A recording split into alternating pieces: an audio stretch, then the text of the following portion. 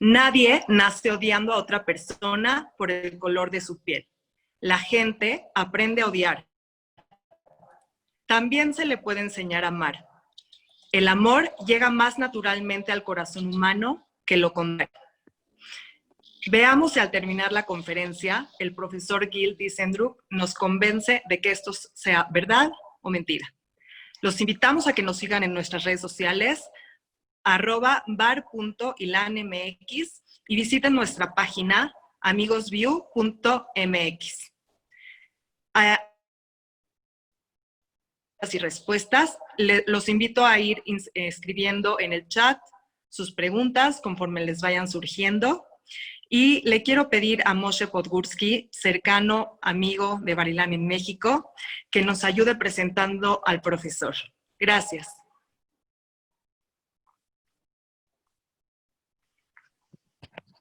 Muchas gracias, Nelly. Muchas gracias por permitirme estar otra vez aquí con ustedes en esta plática y poder presentar al profesor. Creo que esta plática va a ser sumamente interesante e ilustrativa para todos nosotros. Les quiero compartir que, por favor, como dijo Nelly, las preguntas las pueden ir haciendo en el chat para que, terminando la ponencia del profesor, les demos lectura o tratemos de irlas canalizando para que nos dé respuestas o cualquier comentario también durante el chat, y que, por favor, mantengan sus micrófonos apagados.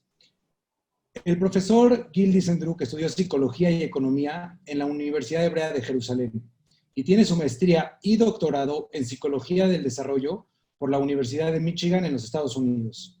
En su carrera, ha fungido como profesor en la Universidad de Bar-Ilan y en la Universidad de Yale, en Estados Unidos, y desde el 2014 como profesor de tiempo completo en la Universidad de Bar-Ilan. El profesor Dicendruck es profesor del Departamento de Psicología y es director del Laboratorio de Lenguaje y Desarrollo Cognitivo. Su investigación intenta descubrir el mecanismo cognitivo que permite a los niños adaptarse al mundo y se enfoca en dos temas principales: la categorización social y la asimilación de la cultura. El profesor y su equipo estudian cómo los niños conciben las diferentes entidades del mundo y hasta qué punto estos conceptos son influenciados por su cultura o su lengua. Sin más, profesor, muchas gracias por acompañarnos. Adelante. Ahí voy. Bueno, muchas buenas noches, un placer estar acá con ustedes. Ya voy a pedir una excusa acá diciendo que soy brasileño de naturalidad, pero casado con una colombiana, así que mi español es una combinación de los dos, o sea, me permitan, y ojalá que pueda comunicarme. Y el tema de la conferencia hoy que quiero hablar es sobre un comando muy básico que está en nuestra Torah y que está quizás en la base de la moralidad occidental entera, que es este principio de amarás al próximo como a ti mismo, ¿no? En el hebreo, ve'ahavta lireaja kamoja. Y una de las preguntas que intérpretes de la Torah siempre hacen es que si hay un comando, ¿será que si no hubiera el comando nosotros no nos comportaríamos así? O sea, ¿cuál es la naturaleza del ser humano? La naturaleza del ser humano es si amar al próximo como a sí mismo o no. Y la manera como voy a intentar contestar esta pregunta es a través de la psicología de niños, mirando cómo lo que sabemos ahora nos enseña sobre nuestros instintos sociales. Pero voy a empezar por adultos.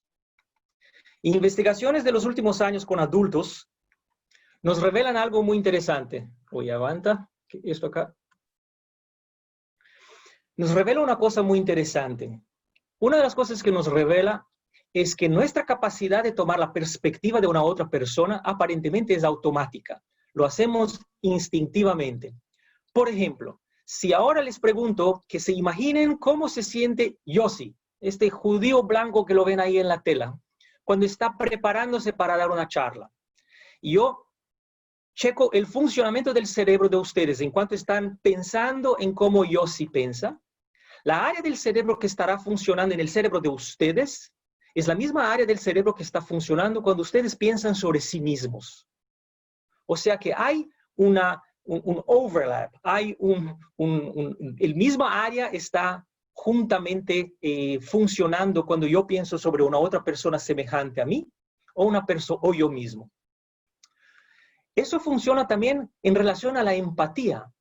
Entonces, cuando yo veo ahora a Sara, una mujer judía, sufriendo, teniendo una experiencia de dolor, la área del cerebro que funciona en mi cerebro es la misma área que funciona cuando yo tengo una experiencia de dolor. O sea, la empatía, de nuevo, está automáticamente enraizada en mi cerebro para el otro. Y eso realmente es muy positivo porque nos lleva a pensar quizás que la naturaleza del ser humano quizás es buena. Pero la manera que me parece muy interesante de intentar contestar a esta pregunta muy filosófica y muy básica es estudiando chiquitos, es estudiando bebés y ver cómo salen naturalmente. Y les voy a dar algunos ejemplos que me parecen fascinantes, muchos de ellos no de investigación. Eso, por ejemplo, es una investigación de investigadoras en la Universidad de Illinois, con bebés de menos de 1 año. Y lo que descubrieron en esta investigación es que bebés se sorprenden cuando una persona distribuye algún tipo de juguete de una manera no egalitaria. Entonces, lo que ustedes ven en la secuencia superior es una división no egalitaria, en que ustedes ven en la derecha que una jirafa, un muñeco gana 2 juguetes y la otra nada. Eso sorprende a bebés de menos de 1 año, más de lo que nos vemos en el panel de abajo, donde hay una distribución egalitaria. O sea, ya bebés de menos de 1 año tienen un sentido de justicia. Bebés de menos de 1 año también tienen un sentido de moralidad. Por ejemplo, eso en un estudio de colegas míos en Yale, que cuando bebés de menos de 1 año, inclusive de 6 meses de edad, miraron a este conejito intentando abrir esta caja. El oso dorado viene y le ayuda a abrir a la caja. El oso gris viene y le impide de abrir a la caja. Salta arriba de la caja y no lo permite. Luego dan esos 2 ositos al bebé de 6 meses para escoger con quién quieres jugar. Ya en 6 meses de edad, bebés prefieren al osito que ayuda al osito que es antisocial. O sea, un sentido de moralidad ya existe a los 6 meses de edad. Eso todo, de nuevo, demuestra una cierta naturaleza muy buena. Y eso pasa no solo en estudios en laboratorio. En estudios fascinantes de los investigadores acá, Warneken y Tomasello, mostraron al niño de 1 año y medio la segunda secuencia. Ups.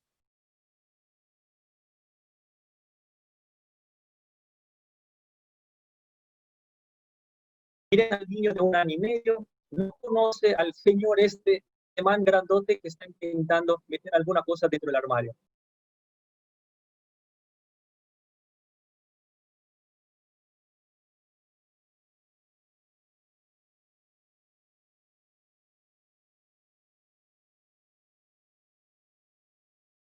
Al 1 año y medio de edad, el niño ofrece su ayuda de manera altruista, sale del confort de su mamá para ayudar a una persona completamente desconocida sin ser llamado, sin ser incentivado, sin que la persona le mire. Como digo, eso todo nos lleva a creer que la naturaleza del ser humano quizás sea buena. Y luego de nuevo vuelve la pregunta, entonces, ¿para qué el comando de amarás a tu próximo como a ti mismo? Quizás no necesitamos este comando porque nosotros lo hacemos de una manera intuitiva, de una manera instintiva. Y realmente podría terminar mi charla acá y mandar ustedes de vuelta a sus casas con una sonrisa y muy optimistas y felices, ¿no?, con la naturaleza del ser humano. Pero infelizmente esto no es el cuento que tengo para contarles acá. Porque un factor crítico en esta fórmula es quién es el próximo. Y lo que voy a demostrar a ustedes ahora es que, infelizmente quizás, el ser humano desde el principio discrimina entre diferentes próximos, entre diferentes otros, entre diferentes personas. Nosotros todos vivimos en un mundo muy diverso en términos de las personas que nosotros encontramos, personas que son distintas en su color de piel, en cómo hablan, en qué creen, en cómo se visten, en su identidad de género, etcétera, etcétera. Y cuando encontramos esa diversidad en nuestros ambientes, nosotros creamos categorías sociales, nosotros creamos grupos sociales. Y no solo eso, sino que hay ciertos grupos con quienes nosotros nos identificamos, esos son nuestros grupos, esos somos nosotros, y hay grupos con quienes no nos identificamos, son ellos, son los otros. Y lo que las investigaciones las mismas que les conté hace 5 minutos atrás, les muestran es que esos procesos que mostré antes realmente son discriminatorios también automáticamente. Por ejemplo, la perspectividad es automáticamente selectiva. Lo que les conté que, por ejemplo, imagínense ahora que ustedes tienen que pensar cómo John piensa en hacer una charla. ¿Qué le pasa en la cabeza? Y de nuevo, los meto en un escáner de cerebro para mirar qué áreas de tu cerebro están funcionando cuando ustedes están pensando ahora en John, un hombre negro, no de mi grupo. Lo que pasa es que la área que está activa es diferente de la área que está activa cuando yo pienso sobre mí mismo. Si les muestro ahora una mujer china, también teniendo una experiencia de dolor, y les pongo en un escáner de cerebro, y mido qué está pasando en el cerebro de ustedes cuando ustedes miran a este video de una mujer china teniendo una experiencia de dolor, el área del cerebro de ustedes que está activa es diferente de la área del cerebro que está activa cuando ustedes propios tienen una experiencia de dolor o cuando ustedes ven a una persona del grupo de ustedes teniendo una experiencia de dolor. O sea, la empatía también es automáticamente selectiva. Y infelizmente estudios que nosotros hemos hecho durante muchos años muestra que esta discriminación empieza bastante temprano. Empieza, por ejemplo, a los 5 años ya vemos muchas evidencias de esta discriminación.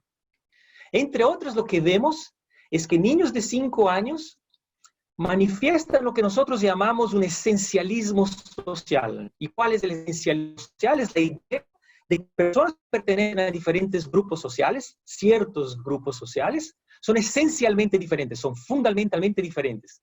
O sea, para niños, por ejemplo, judíos y árabes en Israel, la diferencia entre judíos y árabes es parecida con la diferencia entre leones y elefantes. Son especies diferentes, son seres completamente diferentes. ¿En qué se manifiesta eso?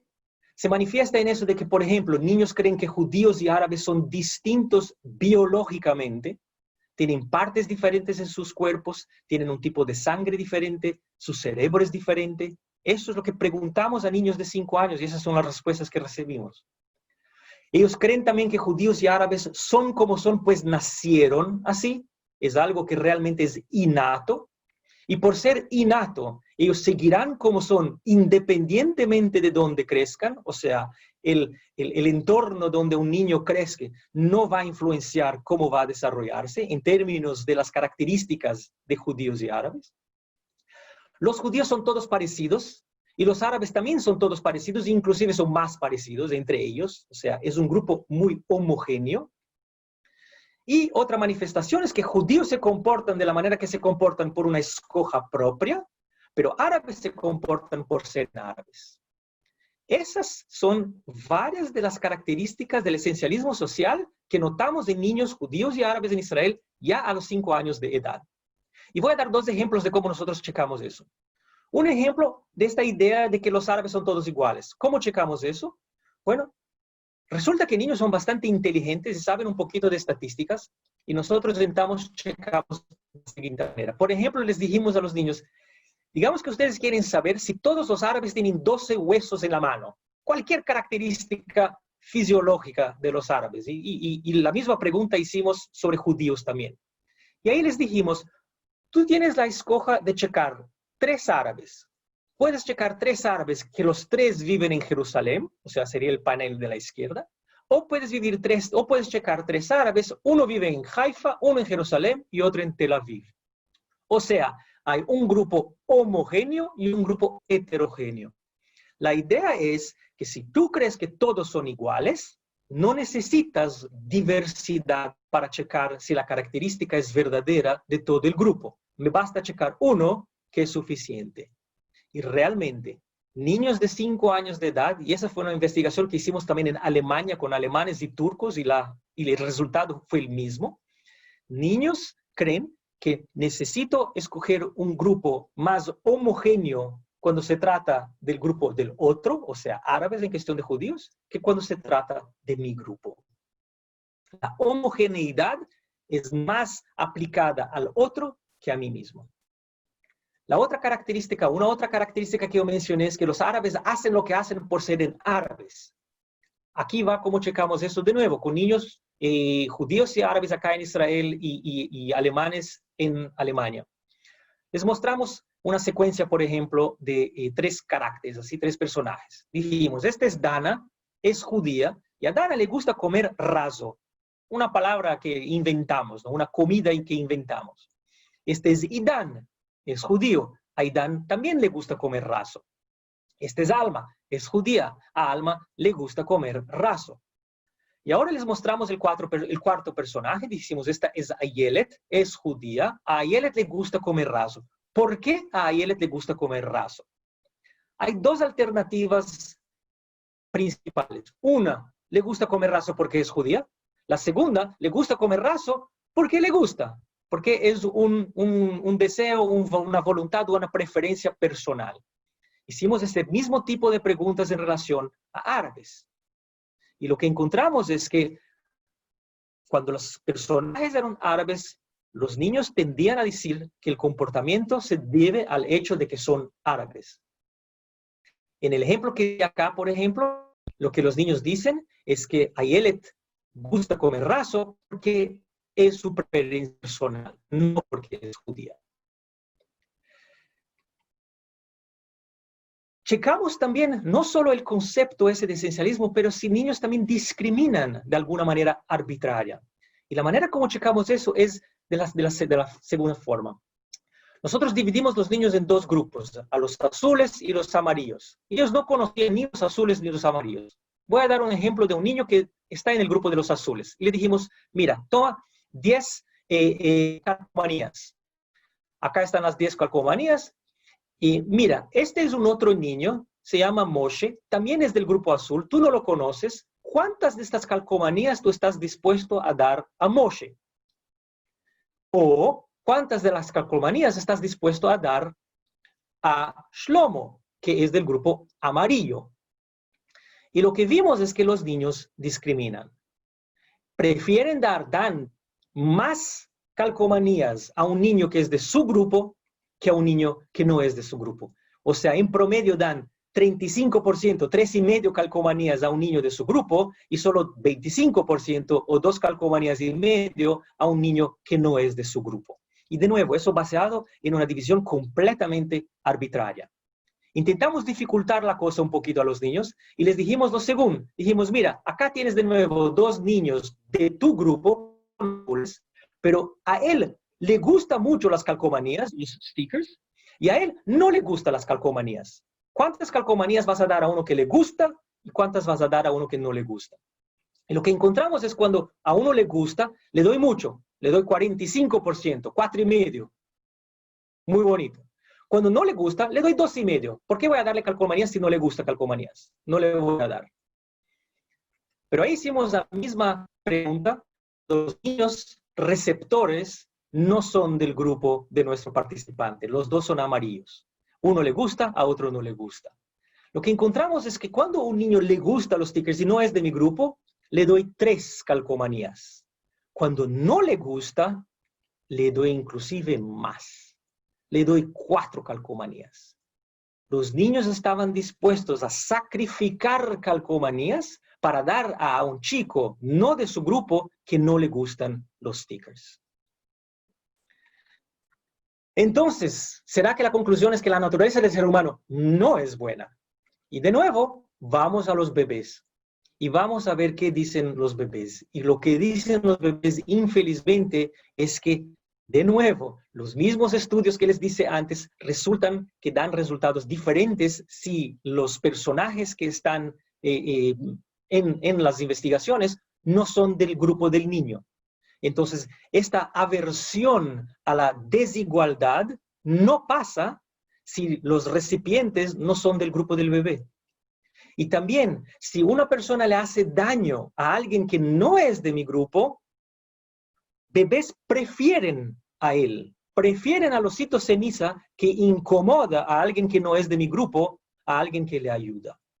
Entonces, la moralidad de los bebés también es selectiva. Y nosotros últimamente hicimos unas investigaciones que buscan inclusive las raíces de este esencialismo en bebés. Y la manera como hicimos, voy a explicarles, es un poco complicado, pero ojalá consiga transmitir la idea. Es que primero vimos con qué grupo el bebé se identifica. Esos son bebés de 1 año de edad. El bebé llega a nuestro laboratorio en el Gonda Brain Research Center de Barcelona y le damos a escoger 2 tipos de baberos, no sé si así se llaman, baberos, de 2 colores diferentes, amarillo o verde, y le damos 2 tipos de comida para escoger, crackers y hervijas, o ¿cómo se llaman eso? Digamos que el bebé escogió el amarillo y los crackers. El niño entonces ve una secuencia de películas, ahí está el bebé sentado, mirando un video de mujeres vestidas de amarillo, o sea, son como él, y escogen la misma comida que él escogió, o sea, son como él. Esa es la división de grupo. Hay mujeres que son amarillas y les gusta crackers, entonces son como yo, y hay otras que están vestidas de verde y que les gusta la verdura, entonces son diferentes de mí. Y entonces les mostramos la segunda secuencia. El niño está mirando un computador. La computadora esta está conectada a un eye tracker, que es un aparato que mide a dónde el bebé está mirando y así nos puede dar datos de exactamente cuánto tiempo y a dónde el niño está mirando. Y el niño entonces ve la segunda escena de una mujer apareciendo de amarillo, de atrás de esta cortina. Ya va a volver. Y una otra mujer, los perceptivos entre ustedes notaron, es diferente, es parecida pero es diferente. Una otra mujer sale del otro lado. La pregunta que nos interesa es, ¿cuántas mujeres el bebé cree que hay atrás de la cortina? ¿El bebé cree que hay 2 mujeres atrás de la cortina o que hay solo una mujer atrás de la cortina? ¿Y en qué nos baseamos? O sea, ¿cuál es la pregunta? ¿Cuál es el racional? El racional es que si el bebé percibe a cada una de estas mujeres como un individuo único, él va a notar que hay 2 mujeres distintas. Pero si el bebé percibe estas 2 mujeres como siendo iguales, como siendo semejantes, son todas iguales, entonces él vio una mujer por vez. Entonces, matemáticamente, quizás él solo vio una mujer. Esa es la pregunta. ¿Cuántas mujeres él cree que hay? Luego de eso, el bebé entonces ve la cortina abriéndose y hay solo una mujer. Y nosotros ahora medimos cuánto tiempo el bebé mira a esta mujer. Si el bebé se sorprende que hay solo una mujer. Y el resultado es que cuando estas mujeres son del grupo del bebé, el bebé se sorprende que hay solo una mujer. Él esperaba que habían 2. Él vio 2 individuos. Él vio 2 mujeres distintas. Él no homogeneizó el grupo de mujeres amarillas. Pero cuando las mujeres están vestidas de verde, o sea, no son de mi grupo, el bebé no se sorprende cuando la cortina se abre y solo hay una mujer. Salió una mujer verde de un lado, salió una mujer diferente del otro lado, pero para el bebé, él dijo, un verde, una verde. Es un poco como nosotros tenemos una confusión de que para nosotros todos los chinos se ven parecidos. Esa es un poco la idea. Para el bebé también, mujeres que no son de su grupo o personas que no son de su grupo, son todos iguales. Y eso ya pasa, como digo, al 1 año de edad. Y acá entonces me quedo con este mensaje muy pesimista. Si empecé la charla con un mensaje optimista mostrando el altruismo intuitivo, la capacidad de empatizar intuitiva, ahora de repente les digo que esto es discriminatorio también desde muy temprano y quizás automático. Y entonces viene la pregunta, ¿será la discriminación, el racismo, el prejuicio inevitable? Y mi respuesta para eso es no. Por varias razones. Y acá quizás me conectaré con lo que dijo Nelly con Mandela. Primero, un punto muy básico, y es muy importante. Muchas veces la gente se confunde el natural con bueno. Algo que es intuitivo, algo que es natural, algo que es parte de nuestros mecanismos de sobrevivencia, necesariamente son buenos. A eso les digo mentira. no es verdad. Nosotros también tenemos un instinto que cuando vemos algo como esta foto acá, con una cantidad de caloría y de azúcares, el instinto es atacarlo, el instinto es comerlo. Pero nosotros nos contenemos, nosotros aprendemos ya que eso era un instinto importante cuando no había tanta caloría y tanto azúcar a nuestro alrededor. Entonces el natural era importante para nuestra sobrevivencia. Pero este instinto natural ya no es tan necesario e inevitable para nuestra sobrevivencia. Nosotros sabemos reemplazarlo y reemplazamos basado en nuestra cultura, basado en nuestra educación. Acá es donde entra el mandamiento también. Acá es donde entra el mandamiento de Ve'ahavta lireaja kamoja. Quizás tu instinto es discriminar, porque en un entonces seres humanos tenían que discriminar porque si no, no sobrevivían. Pero ahora nosotros vivimos en comunidades multiculturales, multiétnicas, multirraciales, multireligiosas. Este instinto ya no es bueno. Este instinto ya no es necesario para nuestra sobrevivencia. Tenemos que reemplazarlo y es esto, de cierta manera, que podemos decir que la moralidad y la Torá intenta enseñarnos. Pero voy a dar otras razones también, inclusive más fundadas en estudios. Uno es que el conocimiento del otro es clave. Es importantísimo que nosotros conozcamos a quién es el otro, para que este círculo de quién son los próximos se extienda, se expanda, que no se limite a los que son exactamente de nuestro clan, de nuestra familia. Y nosotros tenemos estudios, por ejemplo, con niños judíos y árabes que van a escuelas o a kindergartens juntos, y vemos como el proceso ese, por ejemplo, de la percepción esencialista del otro, disminuye rápidamente con un par de años de exposición, de contacto con niños del otro grupo. Eso pasa con judíos y eso pasa con los árabes. Y la verdad, ni es necesario el contacto. Simplemente el contar, simplemente el exponer imágenes y historias y la cultura del otro, tenemos estudios que muestran eso también. Ya disminuye la actitud negativa que tiene el niño en relación al otro. Inclusive en Israel, inclusive en relación de judíos y árabes, que como nosotros sabemos es una relación muy tensa. Entonces el conocimiento es clave. Otro punto que es clave es la manera de hablar.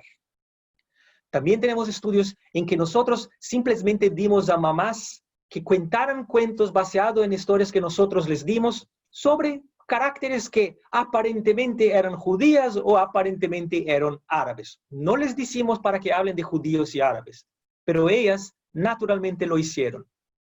Y una de las cosas que resultó es que las mamás que más mencionaban el hecho de que los personajes en estos libros eran judíos y árabes, y lo mencionaban de una manera categórica, o sea, decía, mira, esta mujer árabe está trabajando en esta oficina.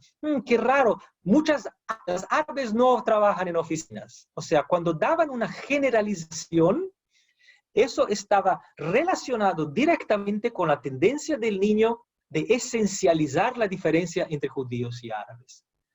O sea, lo que no se debe hacer es justamente hacer esta generalización completamente descalificada. Hay que individualizar. Cuando individualizamos al otro, nosotros también rompemos con esta tendencia de esencializar, de homogeneizar al otro. Esa es una de las maneras de combatir la esencialización. Otro punto importantísimo.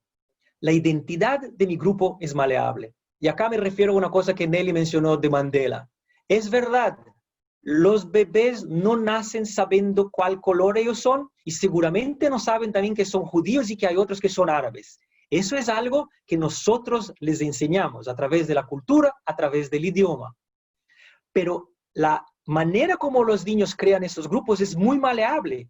Nosotros podemos definirles de una manera diferente cuál es su grupo de referencia y así prevenir o parar o remediar o tranquilizar, digamos así, la tendencia discriminatoria.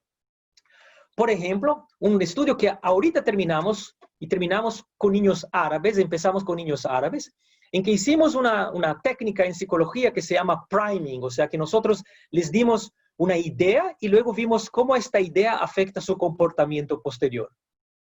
Un grupo de niños, nosotros les decimos alguna cosa sobre el grupo de ellos. De nuevo, esos son niños árabes. Entonces les dijimos, mira esta ciudad en que todos hablan árabe, van a la mezquita los viernes y otras costumbres que árabes tienen. Esto es de enfatizar su grupo, el grupo de los niños. Una otra posibilidad es enfatizar al grupo otro. Entonces, mira esta ciudad en que todos hablan hebreo, van a la sinagoga los sábados, etc. El tercer grupo es el grupo más importante porque es el grupo en que nosotros enfatizamos algo común a judíos y árabes viviendo en Israel. Entonces decimos, mira esta ciudad en que todos les gusta hummus. Van a la playa en las vacaciones, van al mall, etcétera, etcétera. 3 grupos diferentes de niños escucharon una de estas 3 historias y luego le dimos una tarea en que ellos tenían que decidir a dónde soltar culebras.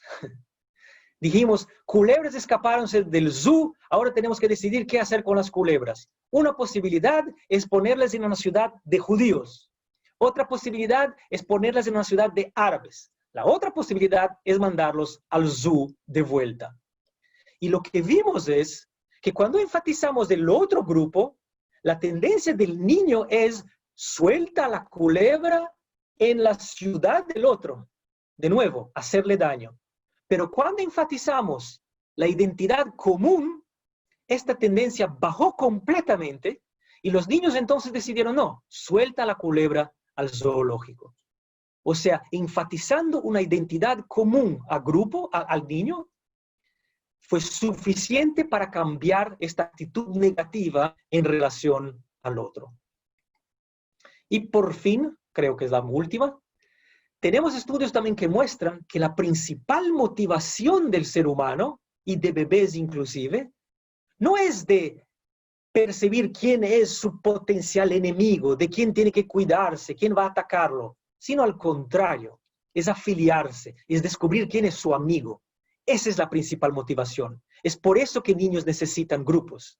Niños necesitan grupos, bebés necesitan el grupo para protegerse, para que lo ayuden, para que le den comida, para que le enseñen.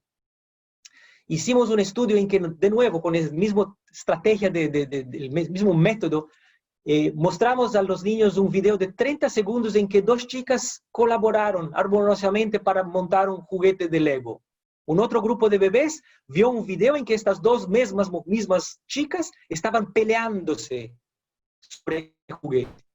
Luego de que vieron esta película de 30 segundos, les dimos una tarea, o sea, de nuevo, son bebés de 1 año, en que medimos la capacidad de ellos de discriminar entre blancos y negros.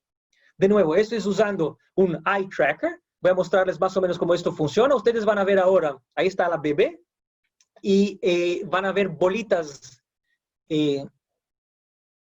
moradas en la tela, pasando de una cara para la otra. ¿La ven? Esto es el eye tracker. Ese es el ojo de la niña mirando a las 2 fotos. Y eso nos da una medida exacta de cuánto tiempo la niña está mirando al blanco y al negro. Y lo que nos interesaba es hasta qué punto los niños discriminan en su mirada entre blancos y negros luego de ver una película de afiliación versus cuando vieron una película de pelea. Y lo que pasa es que los niños discriminan menos entre blancos y negros luego de que vieron una película en que las 2 mujeres colaboraron armoniosamente.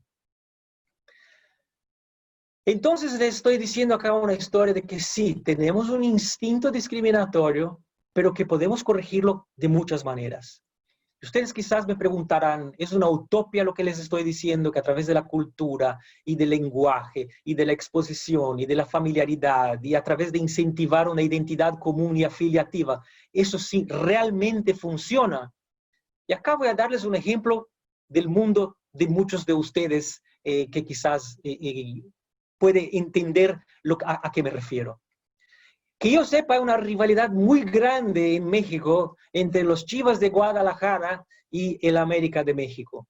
Una rivalidad que supongo, así como en Brasil mío de origen o en cualquier otro país del mundo, unos y otros podrían matarse y se matan inclusive en ciertas ocasiones. O sea, hay un odio tremendo, inclusive hay estereotipos quizás entre cómo son los hinchas de los Chivas y cómo son los hinchas del América. Pero miren ustedes, una ocasión en que definimos un objetivo común, un objetivo afiliativo, y que redefinimos la identidad del grupo, crea que la gente que hace una semana quería matarse, pueden abrazarse cuando el Tri está jugando contra Estados Unidos. Entonces yo no creo que es una utopía. Yo creo que los grupos sociales realmente son maleables y que hay mecanismos en la cultura occidental, en la cultura judía también, para sobreponerse a las tendencias discriminatorias. Muchas gracias a ustedes, muchas gracias a esos diferentes entidades que han dado financiamiento para mis estudios. Y ahora, bueno, te paso a ti, Moshe.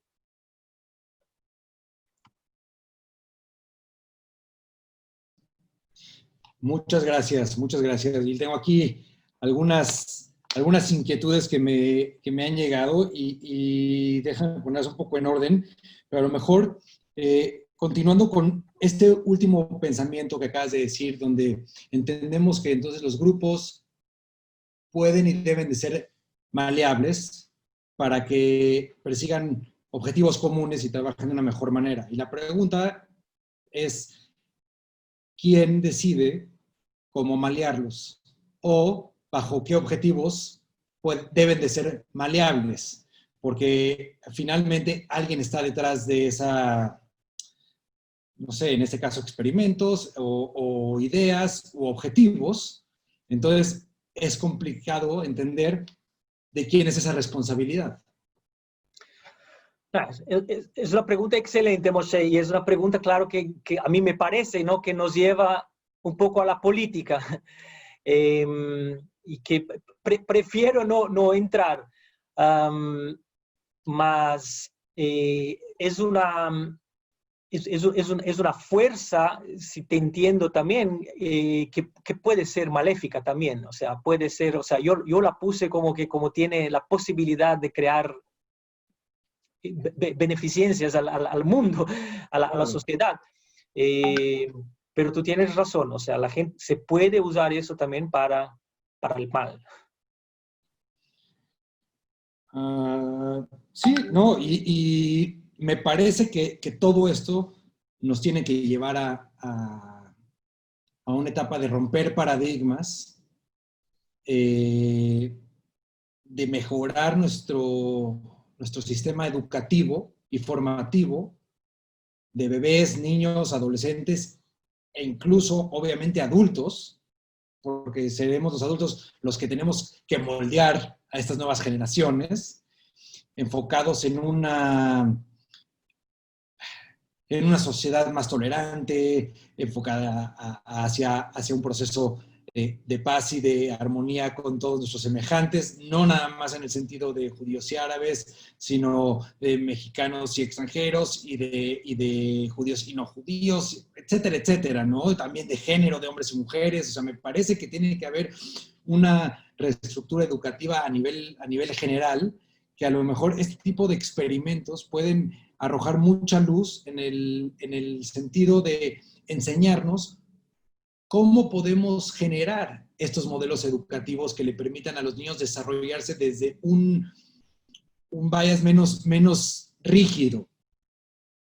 Sí, sin duda. Mira, les digo, por ejemplo, que nosotros estamos empezando el próximo año, si Corona nos permite, o bueno, de alguna manera vamos a empezar.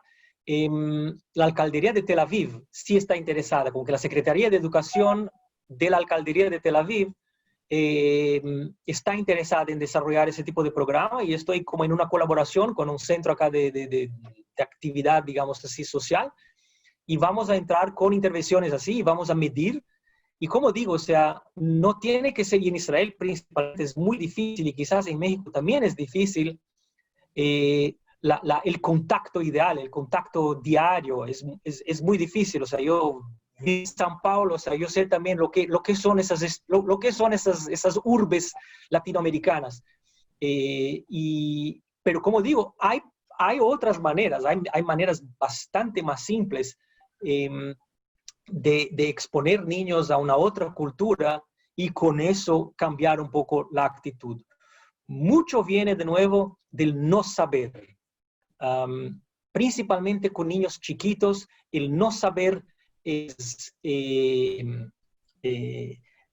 se torna como que un sitio, un sitio sí, muy fácil de influenciar. Y por eso como que hay que llenar este no saber con una información que a nosotros nos parezca importante por valores sociales. Pero como dijiste en tu primera pregunta, hay que tener también un poco el interés político para hacerlo. Otra pregunta más es sobre el instinto. Tú mencionaste que el instinto es bueno y puede llegar a ser malo o viceversa. Entonces, ¿qué hacemos con eso? ¿Cómo nos vamos con esa información? ¿Qué hacemos con el instinto natural? De nuevo, el instinto natural es que es muy importante al bebé identificar su grupo, reconocer su grupo. A lo que voy es que primero que la importancia que tiene en encontrar su grupo es porque el niño quiere sentir quién son la gente que va a ayudarlo, que va a darle comida, que va a enseñarle. O sea, no es un instinto antagonista, es un instinto prosocial. Eso es importante, una cosa. La otra cosa es que nosotros somos los que definimos para el niño quién es su grupo. El niño no sabe quién es su grupo. O sea, imagínate desde el punto de vista, yo siempre doy el ejemplo, o sea, porque nosotros, por ejemplo, usamos mucho en Estados Unidos, principalmente, donde hay mucha investigación, que la gente dice, bueno, pero el niño es racista por instinto, o sea, que divide la sociedad según raza. Y la respuesta es no. Y la respuesta no tiene que ser muy sorprendente, o sea, porque nosotros muchas veces nos decimos, pero ¿cómo no? O sea, míralos. O sea, obviamente blancos y negros son distintos. Pero, por ejemplo, ¿quién decidió que Barack Obama es negro? Barack Obama es medio. Es un poco más oscuro, sí. Pero en Israel hay gente de una diversidad tremenda de tonos de color, y México también. ¿Cómo definimos quién es blanco y quién es negro? También es una decisión bastante cultural. Entonces, el bebé no sabe quién es blanco y quién es negro. El niño puede quedarse sorprendido de ver una persona negra, así como él puede quedarse sorprendido de ver una persona con barba o de ver una persona con lentes. La sorpresa es la misma, es algo que yo nunca vi, pero no es necesariamente algo racista, no es que el niño necesariamente entonces tiene una asociación negativa.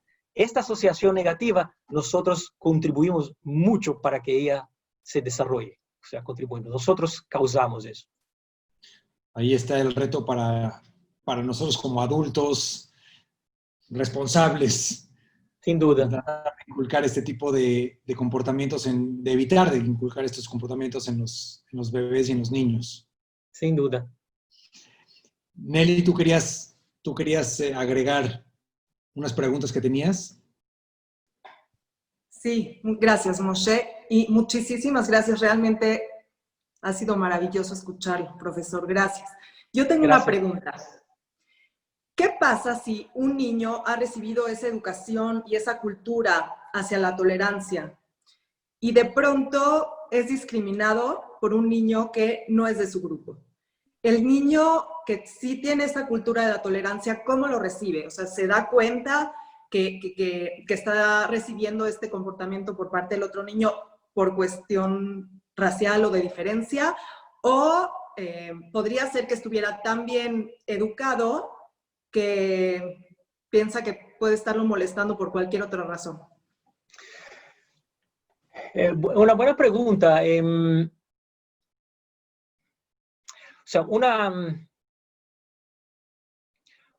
de las cosas que nosotros vemos es que es sorprendente al niño. O sea, el niño que no está acostumbrado a la discriminación, y si lo discriminan basado en cualquier rasgo, que sea, pero eres judío. Primero que muchas veces el niño ni está ni tiene la conciencia de la identidad grupal que el otro le está atribuyendo. Hay un ejemplo muy bonito, o sea, que tiene que ver un poco con eso.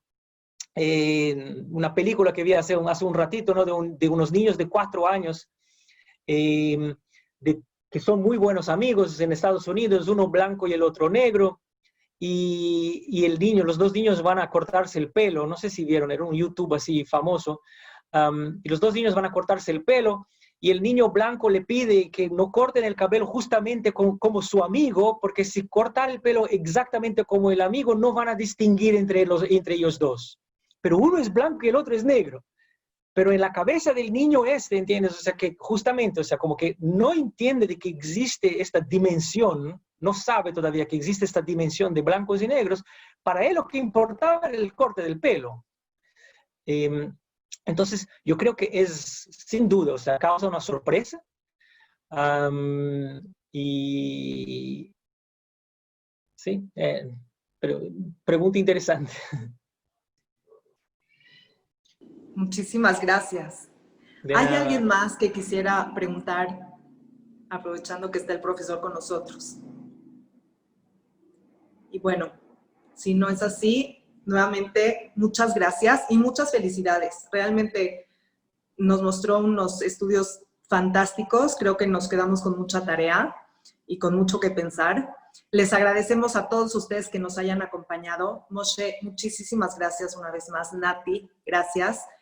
Y no se olviden de seguirnos en redes sociales y nos vemos en 15 días para otra conferencia muy interesante. Muchísimas gracias. Que pasen un buen día. Gracias. Hasta luego. Gracias, profesor, que estén muy bien. Chao. Chao, gracias.